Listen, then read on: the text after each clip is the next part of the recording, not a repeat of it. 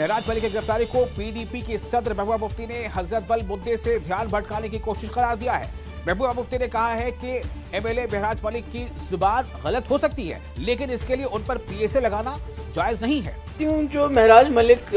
साहब हैं, हो सकता है उन्होंने कोई जबान की तलखी इस्तेमाल की हो, कोई ऐसे एब्यूसिव लैंग्वेज भी हो सकता है, मगर कहीं भी मतलब पब्लिक सेफ्टी एक्ट एक एमएलए वो भी लगाना और उसके बाद इसलिए लगाना कि उसने कोई तलखलामी की, तो ये तो सीधे लगता है कि ये कश्मीर में जो सिचुएशन हो गई थी, जो लोगों के जज्बात मजरूह हो गए, जो यहाँ पर हजरत बल में सानिया हुआ, उससे किसी न किसी तरीके से अटेंशन डाइवर्ट करना चाहते थे। और आज जबकि डोडा में सैलाब की वजह से वहां भी बहुत तबाही हुई है, क्लाउड बर्स्ट हुए हैं, जमीन खिसक गई है, पानी की बौछार हुई है,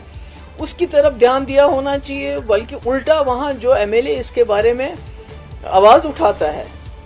बात करता है, मे बी उसके से 100 इख्तिलाफ हो के उसके तरीकेकार से,